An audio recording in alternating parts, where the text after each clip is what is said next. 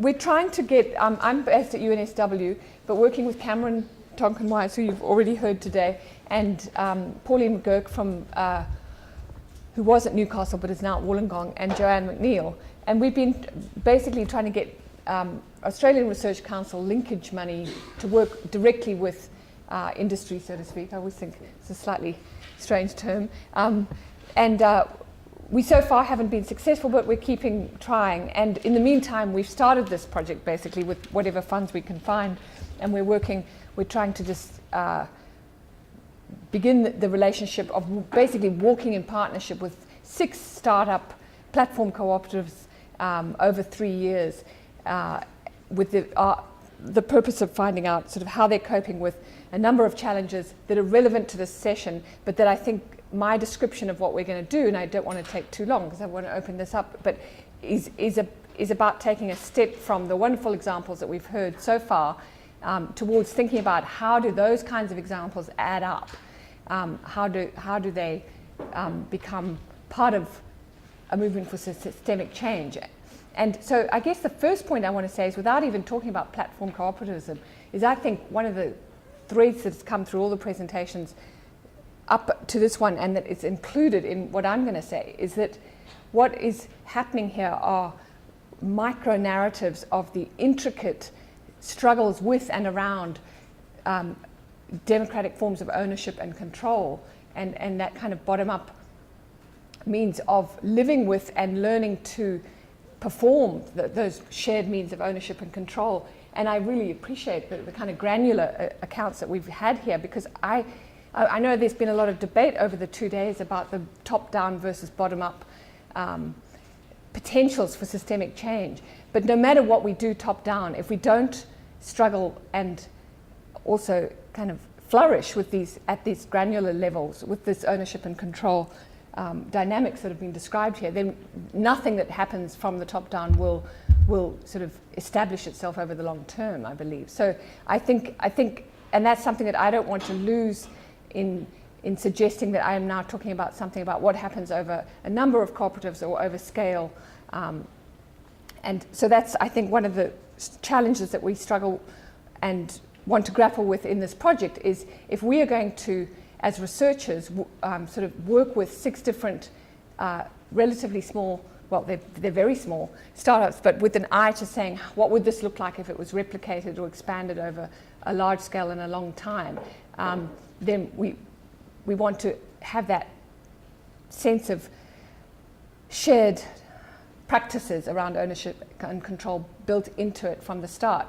But it is different from what people have been saying, in the sense that the platform cooperativism, and it is an awkward term, part of the idea is that this sense that technology could afford us the possibility of scaling or operating at a much larger range than might otherwise be the case. So, and part of this, although none of this work arose as a reaction to sharing economy platforms or the extractive platform economy that is quite present in the now, I think, common term gig economy, which is often used.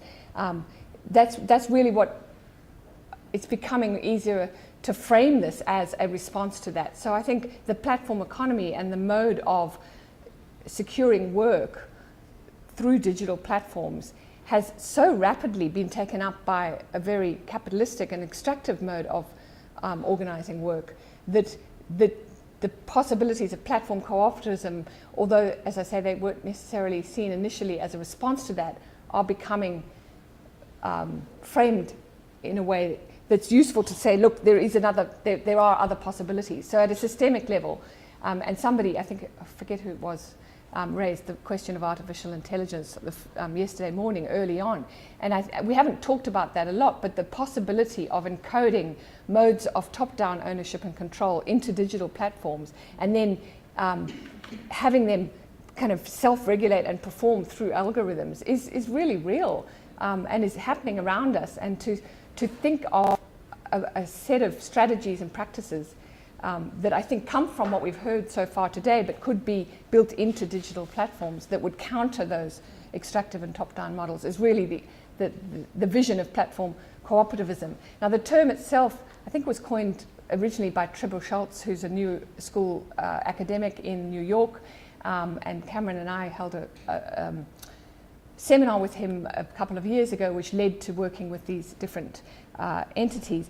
And so what I want to just do here briefly is very briefly say a tiny bit more about platform cooperativism itself, and then tell you the kind of the research angle that we're coming at working with the partners, and then just briefly describe the partners so that you get, in a sense of 6 more of these types of cooperatives, but all of whom are actually quite consciously engaging with digital platforms as a means of scaling, if you like. So platform cooperativism itself, and this is Cameron's, or it's a version of Cameron's turn of phrase, which is elegant and succinct, and I may not reproduce it quite properly, but I think you said somewhere along the line earlier that it's about bringing the tools of the digital economy to the cooperative ecosystem and the values of cooperativism to digital platforms, which, as we've seen, are being implemented in such a sort of extractive and exploitative way so rapidly. And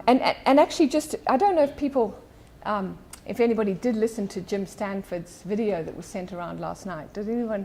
I actually had breakfast with his video.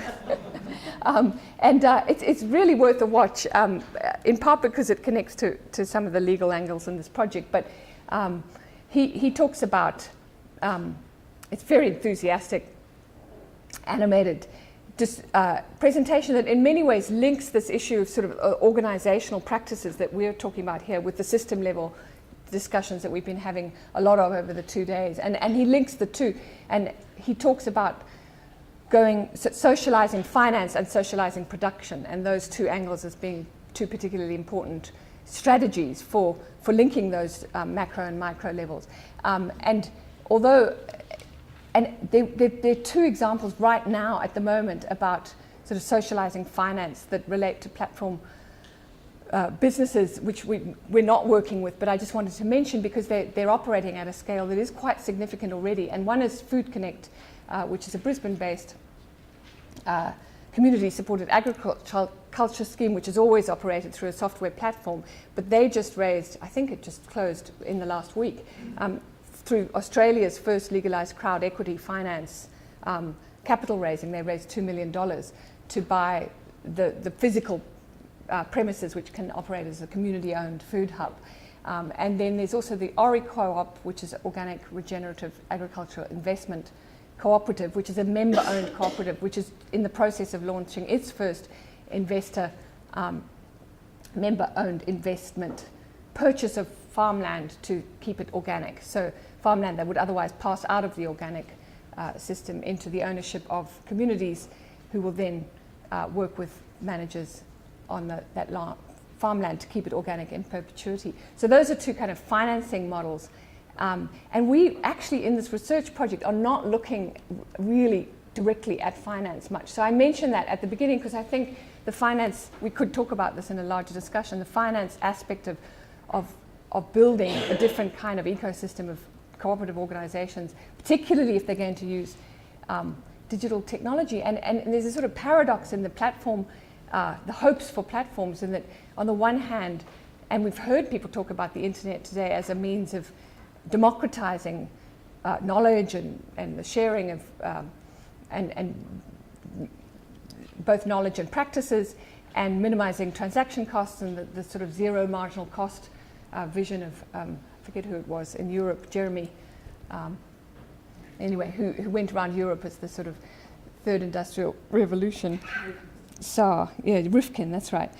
There's all of that kind of utopian vision of the internet, but we're also seeing its use in the extractive way. Actually takes a lot of capital, but I think, and a lot of investment to build these platforms now. So it's no small thing to build the platform, even though once built, they can sort of short circuit so many costs. So I think the finance side of building platforms is not part of our research, but is an important part of the bigger conversation we've been having here.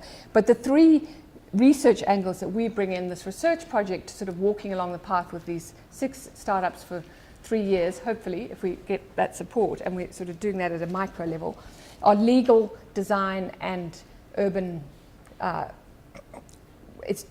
Pauline's a geographer, but works largely on urban policy and so the level of city scale. So I'll just say something very briefly about each of those, just literally 2 minutes before I describe the partners to you. So from the legal side, it's actually really coming in quite a bit already, and it was perfect in Jara's presentation, when she sort of gestured to the full array of legal models that could actually be taken by community-owned energy. And in the rest of what we've heard so far in this session, we have been focusing on the distinctive advantages of cooperatives as a legal model, but platform cooperativism, and in the grant application, we actually talked about enabling cooperative platform economies, because cooperativism as a noun is particularly difficult to trip off the tongue.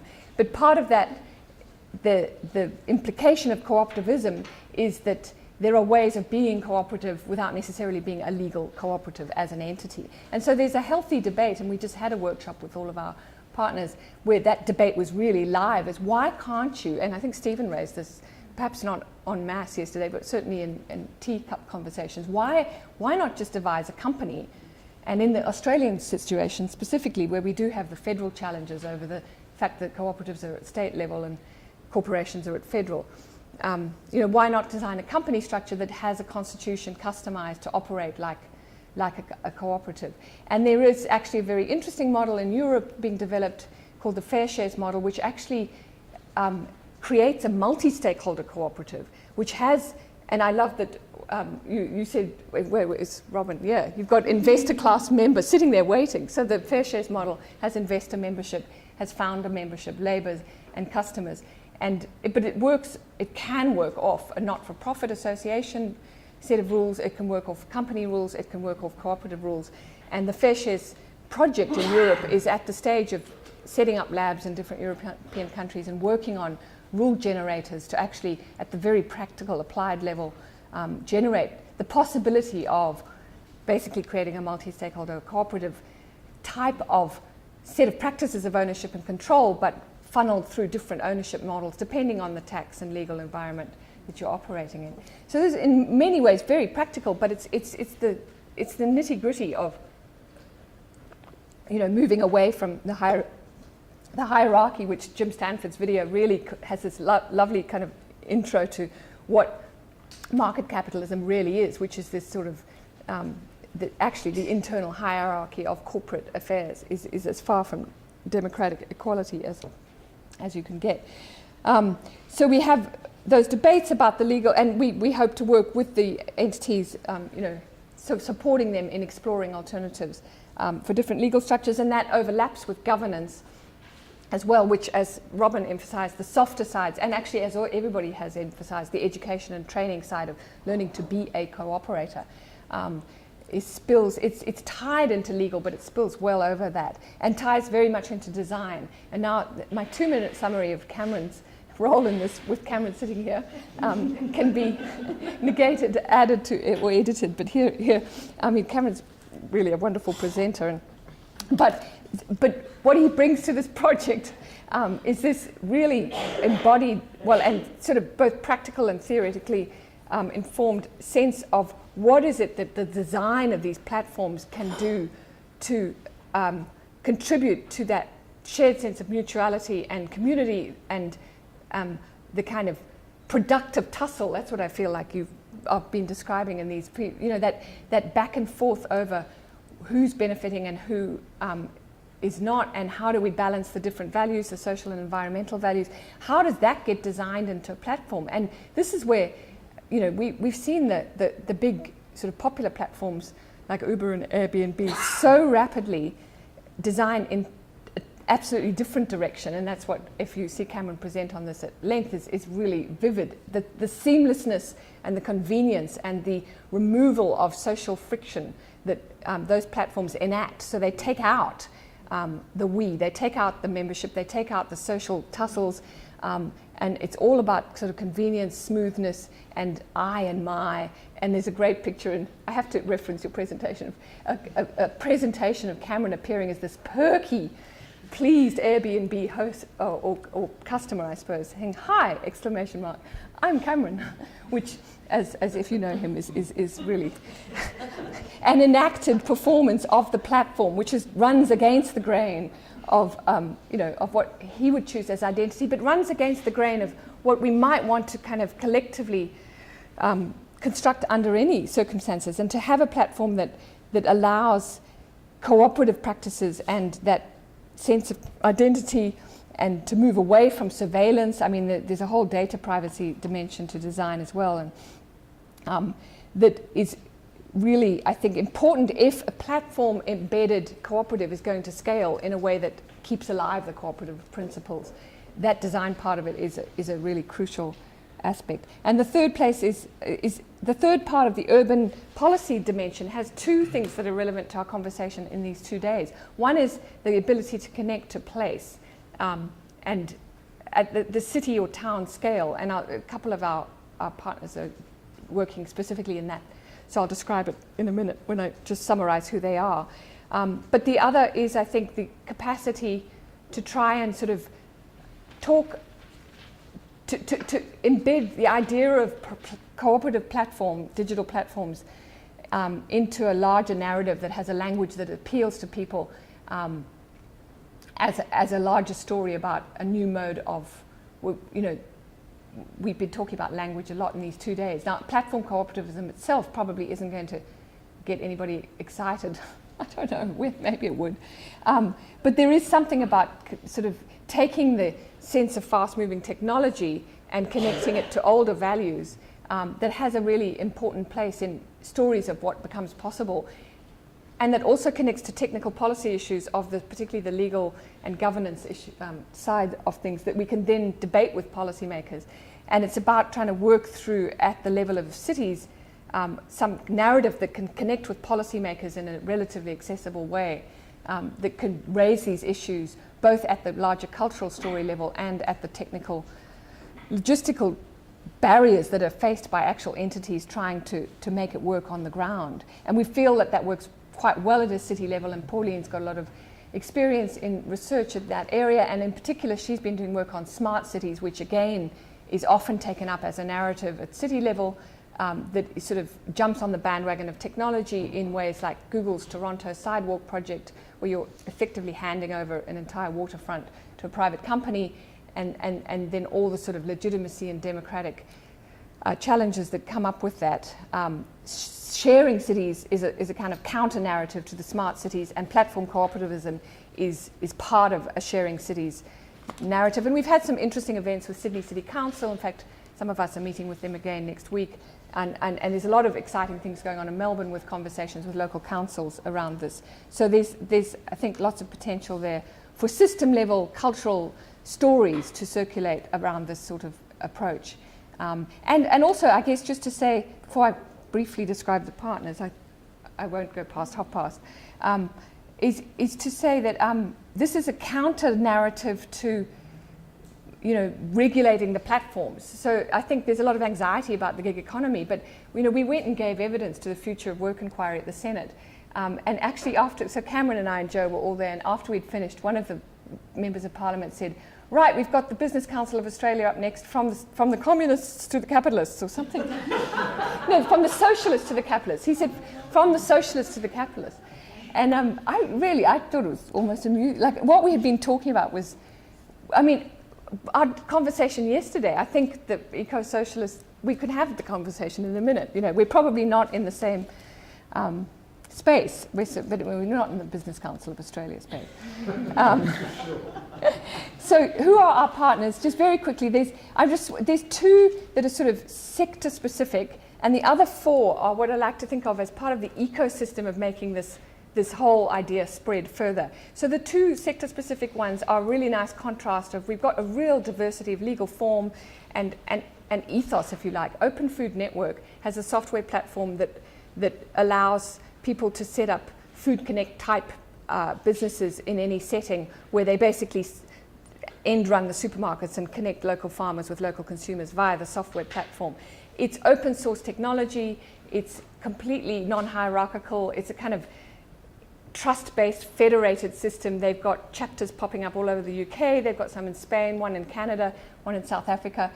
It's a really sort of commons, it's a commons. in terms of its ethos. And then you've got Ability Made, which is a really fantastic, they've just become Ability Make, which is an interesting change. But they basically started out doing 3D printing in co-working spaces with volunteers, and they've sort of worked that out, and they 3D print physical devices for those with physical disabilities, and they're now creating that as a kind of a business model, if you like, through what is effectively a social enterprise. And it's a company, but it's going to be, I think, a benefit corporation. They're still looking at that. But it's on that sort of spectrum of governance. It's a little bit more on the benefit corporation end of things. But lots of conversations within the company about different ways. So those are different kind of ethos and legal governance models. But then the other four, one is called the Co-op Incubator, and it's an online platform that sort of matches people and creates incubation services, but in order to help the formation of cooperatives as opposed to startups, companies. Another is called GetUp. It's a really beautiful software platform, very smooth, sort of seamless, but yet community embodied. Actually,